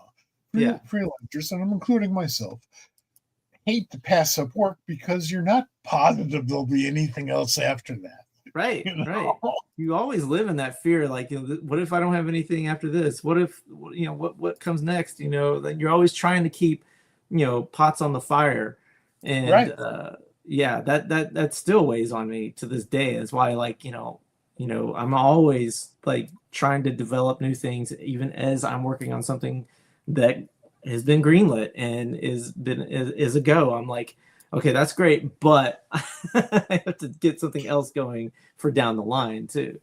We can't stop creating. And by we, Right. I mean humanity. I realize there are exceptions, but the creativity thing doesn't switch off just because you're overbooked. Yeah. Yeah. Yeah. It's amazing how it just like, it's almost like a compulsion. Like you have to get that creative output out. And there are things like, just this, in the past year, like I've discovered that I really like the fantasy genre, even though like when I first started, like, I would be, courted by writers and like, what don't you want to draw? I'm like, I don't want to draw dragons and medieval stuff. But I've kind of come around to that, and I'm like, now I really want to do that. And so like that's what I'm trying to like pursue. Like I can feel that like I need to do something in that genre. And so I've even started like writing my own kind of idea. Like I've got this idea and like I need to write and draw this. And that's another thing. My wife is like, why don't you just write and draw your own comic? And I'm like, I know I should, but it's just It's scary. But also you have all these other obligations. Mhm. And you entered into those obligations with a certain level of excitement. It's not like, Yeah. oh, geez, I really hate doing this because I Yeah. really want to do that. It's like, oh, no, I'm enjoying this, but damn, I want to do that. Yeah. Again, kids at a candy store. Yeah. Awesome. I'm excited for all of this stuff. Again, we're really excited for student government. I've been a fan of Lila's work for a really long time, and I'm excited to see her, her writing something, of this magnitude. Again, which I'm excited for. And I want to touch back on a little bit about your perspective in pop culture, because you grew up reading comics and playing video games, and you worked on video games, but I know that you have some serious passions that we have not talked about. I know you're super passionate about Final Fantasy. Oh yeah. That is your go-to jam, correct? Oh, I know. I know I probably like annoy people with it, but yeah, that is my jam. Like That's awesome. No, that's what we're here for. That what about that game and the rest of the property at all? What is that calls to you for that? Well, it's weird. It's almost like the same thing that I got from comics. It's like the escapism, and the caliber of their stories. The first one I played was in 1990, Final Fantasy II, which is technically number 4, which you can get into this whole can of worms about which is the actual number, because of the Japanese and American releases. But at that time, I never played a game that had a narrative like that. Even Legend of Zelda at that point, the original Legend of Zelda was, it's a pretty bare bones story. Final Fantasy II was like, I was like, this is pretty epic, and I was really impressed. And so that was what hooked me.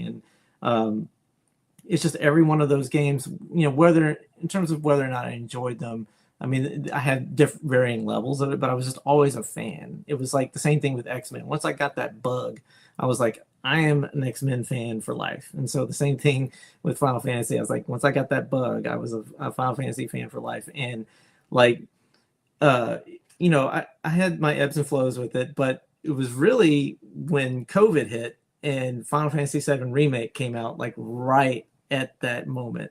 And, I'm in lockdown and I'm playing this game, and I like rediscovered my passion for gaming, because I was working all the time. I took no time for myself, nothing personal really, like maybe watching a show or something.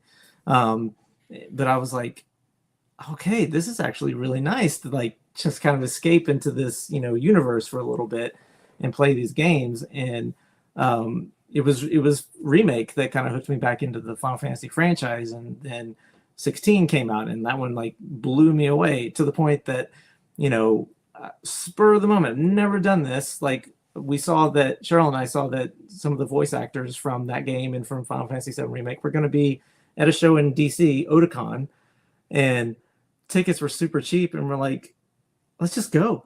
And so we went, and like I got to be the fan for once. I haven't been a fan. I mean, it's nice to meet like comic creators that I admire and everything, but like I'm in the industry. I'm not in the gaming industry, anymore. And so I got to meet the actors. I got to meet the creators of Final Fantasy VII. They were at the show. They were even staying at my same hotel. So like I just got to be a fanboy again, and it was just so nice. And it was like it like re-energized me. And so yeah, it's definitely fueled my creative interest in like drawing something that's like fantasy related. One of my favorite things in the world is to go to a good pop culture convention that has nothing to do, barely anything to do with comics, because then I'm not really working. I may run into friends, I probably will, but I go to like some of these old pulp and magazine shows every once in a while. I used to do it more frequently. Science fiction shows. I mean, and it's wonderful, not just because the fan level is the same, so you understand where all this enthusiasm is coming from. Yeah. You understand it on a gut level basis, which is the only way you can understand it. But also, you're not working. You're not thinking. Yeah. It's like, oh, cool. Your thought is, oh, cool. Not, how do we do that?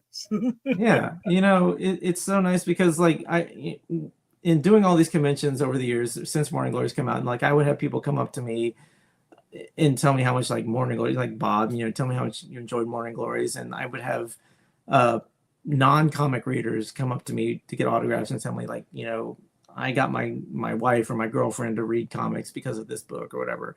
And just people to tell me like how much my work meant to them, like that just totally hit me on a level I wasn't prepared for, and it's what makes it worth it to me. I mean, between some of the blown deadlines and the chasing down payments and all that stuff, just to do something that matters to somebody is what keeps me in this industry.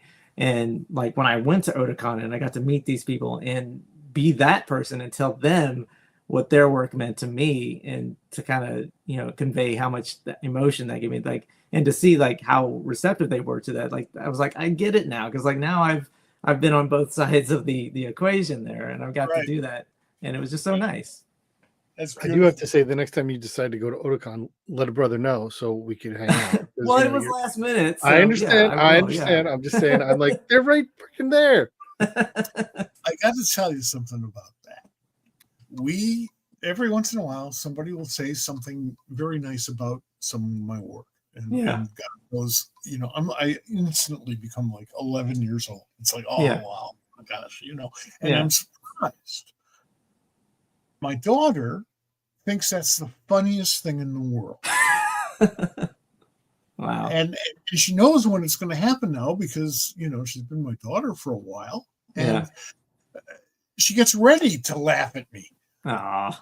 Because I'm being complimented for something I did 30 years ago or 3 minutes ago. It doesn't matter. It's a wonderful thing. It is a wonderful thing. Those moments are precious. They are. And and it's funny because I have a 16-year-old, and years ago when he was younger, I did a convention in Dallas, and I got to meet Madeline Petch, who played Cheryl Blossom on Riverdale, and we went up and took some photos. I took some photos with her with my Archie comics and everything, and he didn't even watch Riverdale because he was like, I want to say maybe 10 or something like that, or younger, I don't know, but he was starstruck. He was like, he knew she was on TV. He knew she was like somebody famous, and the fact that she was like so happy to meet me, and that kind of blew him away.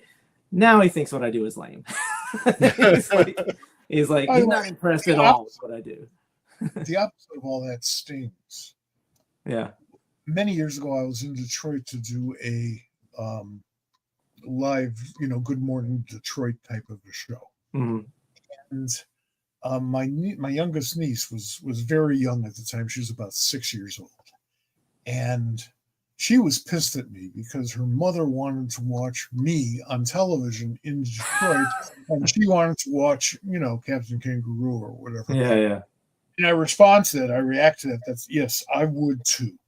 Yeah, absolutely. I did with my sister when I was her age. I would when I was my niece's age, I would fight with her over that. I Yeah. want to see the cartoons. Screw you. I want to see this. So sometimes, it can come from a place of love. Right, But right. get the hell out of town. Well, I want to remind everybody that Student Government comes out in March from Mad Cave Studios. You can pre-order it now. You'll be able to get it at your comic shop. You'll be able to get it on Amazon, wherever you get books. Please check it out. And the link to the Mad Cave thing is in the comments. Check that out. Joe, this has been so much fun. I think it's been a great conversation. I really enjoyed getting deep into your process and your love of comics and the medium and stuff. And it's been absolutely wonderful.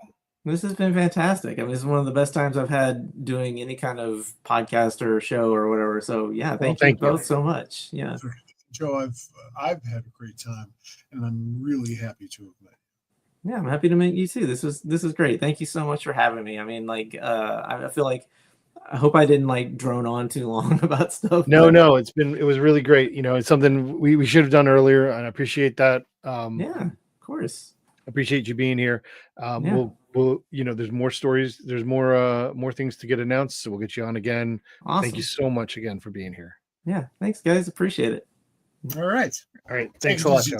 Yeah, thanks. We'll see you. Great. Yeah, just a lot of fun. Thanks everybody for being here, for listening to that. I thought it was a lot of fun. I hope you enjoyed it. We're off this Thursday, or we are off this Thursday. We will be back. We will be back next week. On Tuesday of next week, on the 19th, we will have Chip Mosher will be live interviewing Mike Gold. He's very excited. We're going to finish. We started about 10, 15 years ago. We're gonna talk about a whole bunch of cool comic stuff. We're gonna talk about the cool comics that his company's making, comics that the ideas he has about the industry. We're probably gonna talk a lot about Mike, but it's gonna be a great show. Of a really innovative movement in comics. We'll talk about it next week. We will. Be here then next Tuesday. Next Thursday, we will have Terry Moore, which will be a lot of fun. We might talk about his hatred for a then 21-year-old hack writer, in his opinion. He's not a fan of the death of Gwen Stacy. Oh, well, that'll be. If you like, I've learned that there are people in this world where you can you do this, like you just insert the little thing and then they go. If you start talking about that with him, he'll go. Yeah, it's wonderful. Well, we all have our little sensitive zones. Sure. Some people feed them and water them and take them out. It's going to be a great show. We're going to talk about the Terryverse. We're going to talk about what he's doing, how he's doing it. He's brilliant. And then we'll have a break, and we have guests lined up for the next 2 or 3 episodes after that. So all year, just about. There's plenty of other people. There are machinations going in the background. Some other people are trying to get scheduled on. We have to deal with their publicity people, and that is working. So it's for you folks who aren't aware of this. It's usually a surprise to me where Bob is going. Bob is the producer of these shows, and I find out about it when we have to plug the next week's show. Right.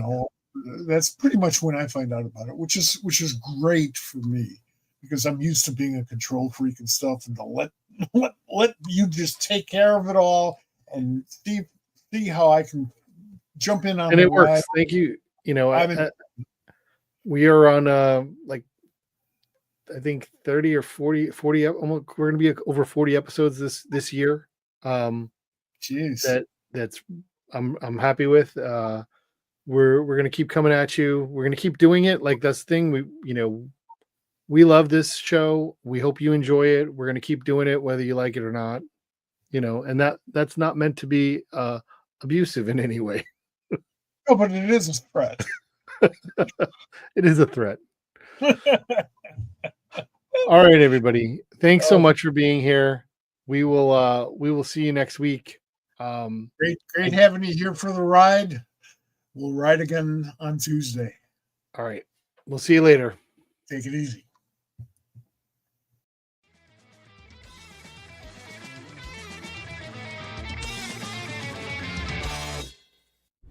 This has been a production of the Pop Culture Squad Network. PopCultureSquad.com. How do you nerd?